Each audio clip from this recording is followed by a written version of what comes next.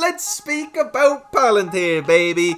What is happening, investors? It is your boy Jack. I am not a financial advisor. I got the clothing line to prove that fact, baby. Yesterday, Palantir went up 25%. The 1st of January, I made a video on Palantir when we were at about 23.50 and it was titled, "Is it time to buy Palantir stock now?" And short and sweet, my answer was yes, with a long-term outlook. I initially bought this company at $15.64 a share, so we're up over 100% from our initial cost basis. But I also bought a little bit more at $27.80 a share. So I think that gives you guys a decent idea of how I feel about Palantir's long-term performance. But there are a few things in particular I want to speak about today. So of course, whenever a company moves this much, there usually is a reason, okay? And this was ahead of demo day. Potentially partially due to this, they issued additional details regarding its inaugural demo day, letting us know exactly what we can expect from it. And then there is this headline here: Palantir, the moment of truth. We're expected to report its Q4 results in a few weeks. There's a few things in particular we have to look out for in these Q4 results. And then a little while ago we got this as well. They announced a multi-million-dollar deal with PG&E. If you keep up to date with these guys, you know that we have been getting contracts left, right and center, baby. Now there is one thing you have to keep in mind short term, is that the lockup period is expected to end some stage in February, which essentially means that insiders can sell their shares. I don't think it's something to be too concerned about. But my friends, that is what I want to speak about today. I want to give you my thoughts on the recent price action. We finally broke out of our prolonged period of consolidation and what I believe could happen next. So right before we do get into the video, my friends, can I please ask you to hit that juicy like button, drop me a comment down below, let me know if you're an investor in Palantir, and please, my friend, if you are indeed new around here, hit that juicy red subscribe button and join the family of investors, baby. If you are interested in joining my private Discord group, that is the first link in the description. In there you get access to all of my buy and sell alerts for my long-term investments and my shorter term investments. I called these guys in the mid-15s in there a while back. Join a community of over 2,100 investors. You get access to over 50 private chats. It is a juicy community. We are eating baguettes every week, baby. And if you're interested in getting 4 free stocks on Webull, that's the second link in the description. You gotta sign up and deposit $100.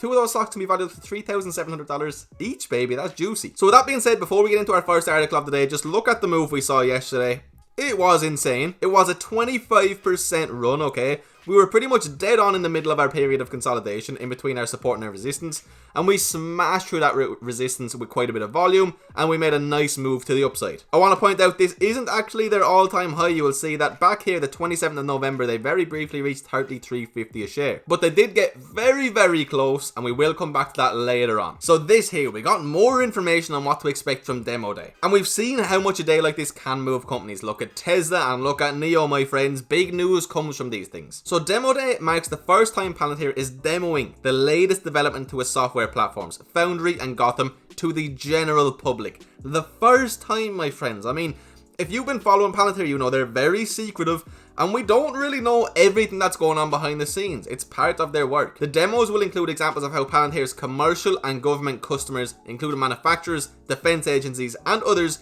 use its software. And let me tell you guys, as an investor, but also just as a person, I'm very interested in seeing what comes of this. I'm really interested in getting a bit more of a look into the actual tech. This event will also highlight Palantir's modular strategy, including the announcement and demonstration of new software modules such as software-defined data integration, okay, to integrate with dozens of ERP systems in days, low-code / no-code environments, archetypes to start business use cases in a few clicks, an AI-enabled mission command to support US and allied nations in planning and executing missions.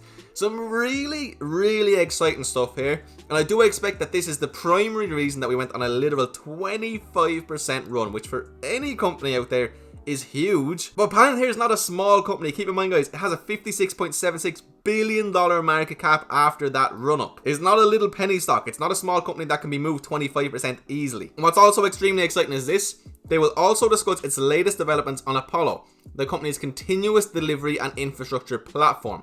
Apollo ensures Foundry and Gotham can be used by customers in any environment.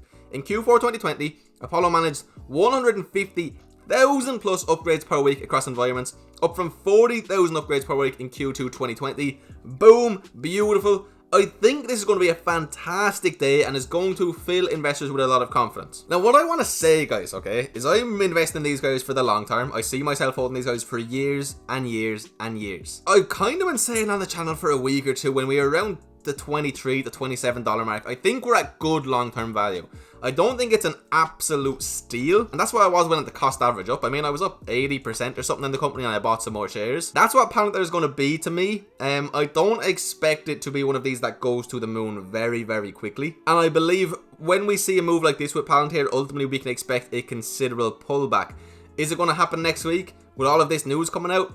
Who knows? If these things that we find out aren't absolutely fantastic, I would be expecting a big pullback, my friends. So I do really like the company and I really like their long-term outlooks, but I don't think you're necessarily getting the best deal in the whole wide world out here. I think there's a lot better deals in the market, but I also think you'll thank yourself for dollar cost averaging in 5 to 10 years down the line. Now this here is very important, okay? Palantir, the moment of truth. We're expected to report its Q4 results in the next few weeks. This is going to again be very important. Investors should watch for its average contract duration.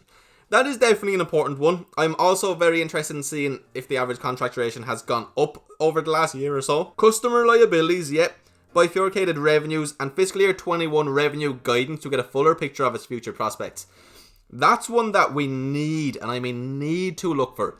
A lot of the reason a lot of people such as myself are willing to invest in Palantir right now is because they're growing very quickly and their revenue is growing very quickly, and it leads us to believe that that could well continue. We want to see some really nice fiscal year 21 revenue guidance. We really want to see these guys pushing on and filling us with confidence. Analysts are projecting its Q4 revenue to come in at $300.85 million. We're going to want to see some considerably bigger numbers next year at the end of the day. I mean, of course, we love seeing a company like Palantir get all of these huge contracts, especially these huge government contracts, but we need to see that revenue go up quite quickly, in my opinion, to keep up anywhere near the level of momentum we've seen over the last 2 to 3 months. So please do be aware of that, because I know when you look at Palantir's chart, we had this prolonged period of consolidation. You might think we're ready to make a huge move to the upside. I personally don't expect that. I would rather it be a little bit slower and steadier. But when we went public, remember, they traded sideways for a long time.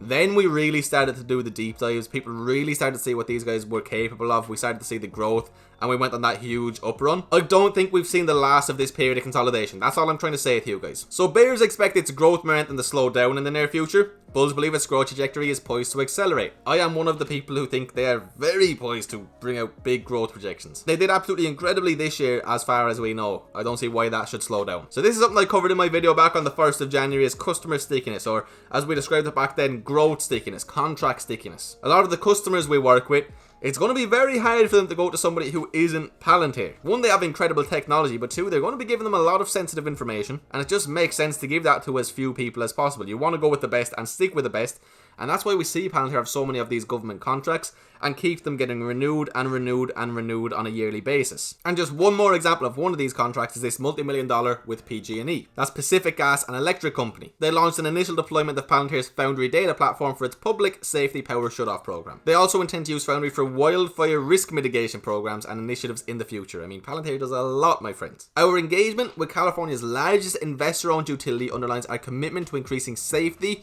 and reliability for customers and communities across the region. It shows our Foundry software can power data-driven decisions that aim to improve service delivery, and that's what you want to see. And Palantir notes, okay, this is important, that the multi-year, multi-million-dollar contract is the first time a major US utility is using Foundry for its operations. So they work with a lot of, US governments, etc. But this is the first major US utility. So guys, this is what you have to be aware of over the next even 3 to 4 weeks with Palantir if you plan on investing, or if you are an investor like me who plans on holding. Their demo day is going to be incredibly important, and you can expect huge volatility the day before and the day of, in my personal opinion. We need to see some good news here. Q4 earnings will be coming soon, and they're also going to be very important. I think what's going to be most important, again, is our fiscal year 2021 outlook. Now, you will see in the last earnings call, management said they're expecting fiscal year 21 revenue growth to be in excess of 30%. So what we really want to see is that fact reiterated. Don't want them to come out and say anything less than 30%. Anything 30% plus is a good thing. We want to see more contract updates, and keep in mind that the lockup period is more than likely going to end in February. There may be some insider selling. Honestly, I'm not sure if I expect it to be too much. There was always a way for these guys to sell their shares even before it was a publicly traded company. We covered this in a video before, but do be aware of that. There more than likely will be at least some selling. But anyway, my friends, that was my update on Palantir. I just thought there's quite a few things you guys need to be aware of, so hopefully this lets you know where my head is at. If you watch this video all the way to the end, you, my friend, are a true legend, and I really do appreciate you from the bottom of my heart. If you enjoyed the video, perhaps took some value, could I please ask you to hit that juicy like button, drop me a comment down below, and please, my friends, subscribe if you're new around here. And if you are interested in joining that private Discord group, it is that first link in the description. Again, all of my buy and sell alerts for my short-term and my long-term plays, over 50 private channels, over 2,100 investors in there. We eat baguettes, baby. And if you want those free stocks on me, well, that's the second link in the description. Anyway, guys, I hope you all have a beautiful, blessed day. I'll see you in another video very soon. Peace.